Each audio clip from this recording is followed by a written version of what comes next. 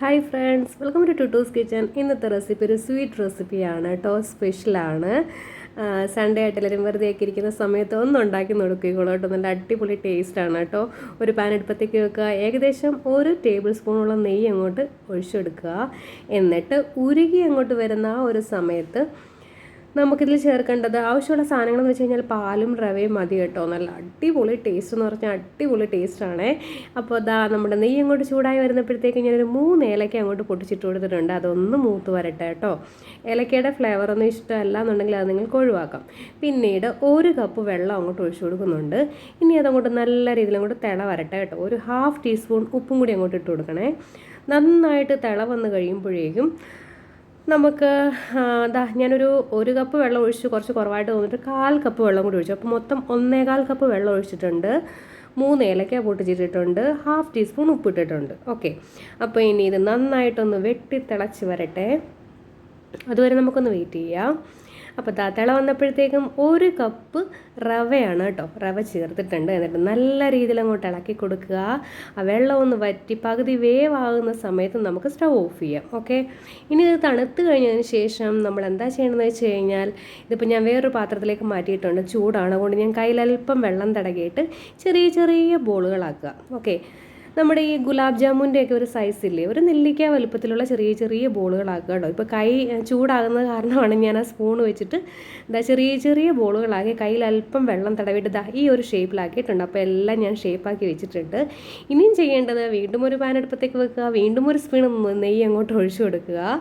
നെയ്യ് ഒഴിച്ചു കൊടുത്ത് ചൂടായി കഴിയുമ്പോഴേക്കും നമ്മൾ ആ ബോളാക്കി വെച്ചിരിക്കുന്ന റവയുടെ ബോളുകളില്ലേ, അത് അങ്ങോട്ട് ഇട്ട് കൊടുക്കാം. സാവധാനത്തിൽ ഇട്ട് കൊടുക്കുക കേട്ടോ. പിന്നെ ഒന്ന് ഫ്രൈ ആയി വരുമ്പോഴേക്കും നമുക്ക് ഇങ്ങനെ ഒന്ന് സ്പൂണൊന്നും ഇട്ട് ഇളക്കി കളയരുത്, ഇങ്ങനെ ഒന്ന് ഷേക്ക് ചെയ്ത് കൊടുത്താൽ മതി കേട്ടോ. ഒരുപാട് ഇട്ട് അങ്ങോട്ടൊന്ന് ഇളക്കാനൊന്നും പാടില്ല. ചെറിയ ഒരു ഗോൾഡൻ ബ്രൗൺ കളർ ആകുമ്പോൾ തന്നെ അതങ്ങ് ഓഫ് ചെയ്യണം. അപ്പോൾ ഇങ്ങനെ ചെയ്യാൻ പാടുള്ളൂ, അല്ലാതെ അങ്ങോട്ട് ഇട്ടപ്പെടുത്തി അങ്ങോട്ടൊന്ന് കുലുക്കി കഴിഞ്ഞാൽ എല്ലാം അവിടെ പൊടിഞ്ഞു പോകും കേട്ടോ. അപ്പോൾ ഒരുപാട് അങ്ങ് ഡീപ്പായിട്ടുള്ള ഫ്രൈ ഒന്നും വേണ്ട, ജസ്റ്റ് ഒന്ന് ബ്രൗൺ ആയാൽ മാത്രം മതി. അപ്പോൾ ഇത് മതി കേട്ടോ. നമുക്കിത് മാറ്റാം. ഇനി നമ്മൾ ചെയ്യേണ്ടത് ഒരു പാൻ അടുപ്പത്ത് വെക്കുക, അതിലേക്ക് ഒരു 1/4 കപ്പ് പഞ്ചസാര നമുക്കൊന്ന് കാരമലൈസ് ചെയ്യുകയാണ് കേട്ടോ. 1/4 കപ്പ് പഞ്ചസാര ഒന്ന് ഉരുക്കിയെടുക്കുകയാണ് കേട്ടോ. അപ്പോൾ ഉരുകി വന്ന സമയത്തേക്ക് ഒരു 1/4 കപ്പ് വെള്ളം അങ്ങോട്ട് ഒഴിച്ചു കൊടുത്തിട്ടുണ്ട്. പിന്നെ 1/2 ലിറ്റർ പാല്, കാച്ചിയ പാലാണ് വെച്ചിരിക്കുന്നത് കേട്ടോ. അതൊന്ന് അരിച്ചതിലേക്ക് ഒഴിച്ചു കൊടുക്കുക. പിന്നീട് വേണ്ടത് 1/2 കപ്പ് അല്ലെങ്കിൽ 1/4 കപ്പോളം പഞ്ചസാര പൊടിച്ച പഞ്ചസാരയാണെന്നുണ്ടെങ്കിൽ ഒന്നുകൂടി നല്ലതാണ്. ഇതിപ്പോൾ ഞാൻ പൊടിക്കാത്ത കേട്ടോ. അപ്പോൾ അതവിടെ നിന്നൊന്ന് ചൂടാകട്ടെ. അപ്പുറത്തേക്ക് ഞാൻ കുറച്ച് കോൺഫ്ലവർ, കുറച്ച് പാലിൻ്റെ അകത്ത്, അതായത് 1 ടീസ്പൂണോളം കോൺഫ്ലവർ ഒരു 1/4 കപ്പ് പാലിൻ്റെ അകത്ത് മിക്സ് ചെയ്ത് അതും ചേർത്തിട്ടുണ്ട്. ഇനിയിപ്പോൾ പെട്ടെന്ന് ഇത് കുറുകും. അപ്പോൾ ഒന്ന് ചൂടാകുമ്പോൾ തന്നെ നമ്മുടെ ആ റവയുടെ ബോളുകളില്ലേ, അതങ്ങോട്ട് ഇട്ട് കൊടുക്കുക. വളരെ ഈസിയാണ്, വളരെ ടേസ്റ്റിയാണ് കേട്ടോ. ഒന്ന് നിങ്ങൾ ട്രൈ ചെയ്ത് കഴിഞ്ഞാൽ വീണ്ടും വീണ്ടും ട്രൈ ചെയ്യും. ഇത് ഫ്രിഡ്ജിൽ വെച്ച് തണുപ്പിച്ച് കഴിക്കാനാണ് കുറച്ചും കൂടി ടേസ്റ്റി. അല്ല ചൂടോടി കഴിക്കുന്നതിനും കുഴപ്പമൊന്നുമില്ല. ഇനി നമുക്ക് ചേർക്കേണ്ടത് 1 ഏത്തപ്പഴം കട്ട് ചെയ്തതും കുറച്ച് കാഷ്നട്ടും കുറച്ച് കിസ്മസും കൂടെ നെയ്യിലൊന്ന് ഞാനൊന്ന് ഫ്രൈ ചെയ്തിട്ട് അത് ചേർക്കുന്നുണ്ട് കേട്ടോ. ഒരു ടേസ്റ്റിന് വേണ്ടിയിട്ടാണ്. അപ്പോൾ പഴുത്ത ഏത്തപ്പഴവും കാഷ്നട്ടും കിസ്മസും കൂടി ഒന്ന് ഫ്രൈ ചെയ്തിട്ട് ചേർക്കുന്നുണ്ട്. ഇത്രയേ ഉള്ളൂ, സംഭവം ഈസിയാണ്. നമ്മുടെ ഡെസേർട്ട് ഇവിടെ റെഡി ആയിട്ടുണ്ട്. വളരെ ഇനിയിപ്പം തവി വെച്ചിട്ടങ്ങ് ഒത്തിരി അങ്ങ് ഇളക്കി ഉടക്കരുത് കേട്ടോ. ചൂടാകും തോറും നല്ല സോഫ്റ്റ് ആവുകയാണ് നമ്മുടെ റവയുടെ ബോളുകൾ. അപ്പം ഒരുപാടിട്ടൊന്ന് ഇളക്കി മറിച്ചേക്കരുത്. ജസ്റ്റ് ഒന്ന് ചൂടാകുമ്പോൾ തന്നെ ഇത് ഓഫ് ചെയ്യുക കേട്ടോ. ഇപ്പോൾ ഒരുപാട് തിക്ക് വേണമെന്നുണ്ടെങ്കിൽ ഈ കോൺഫ്ലവറിൻ്റെ അളവ് കൂട്ടിക്കോണേ. 1 ടേബിൾ സ്പൂണോളം ആക്കിക്കോളുക. ഞാനൊരു 1/2 ടീസ്പൂണേ ചേർത്തിട്ടുണ്ടായിരുന്നുള്ളൂ.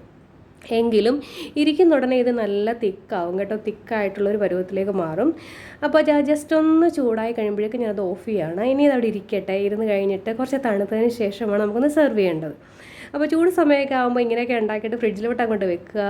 എന്നിട്ട് നല്ല തണുപ്പ് അങ്ങോട്ട്, ഫ്രീസറൊന്നും വെച്ച് കളയില്ല കേട്ടോ.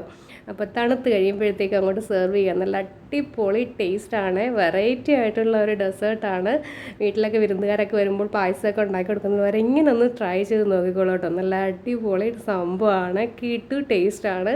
അപ്പോൾ റെസിപ്പികളൊക്കെ ഇഷ്ടപ്പെടുന്നുണ്ടെങ്കിൽ ലൈക്ക് ചെയ്യാനും ഷെയർ ചെയ്യാനും മറക്കരുത്. ഇതുവരെ ചാനൽ സബ്സ്ക്രൈബ് ചെയ്യാതെയാണ് കാണുന്നതെങ്കിൽ ഒന്ന് സബ്സ്ക്രൈബ് ചെയ്തേക്കണേ. അതിനോടൊപ്പം തന്നെ ബെല്ലൈക്കണും കൂടി ഒന്ന് പ്രസ് ചെയ്തേക്കണേ.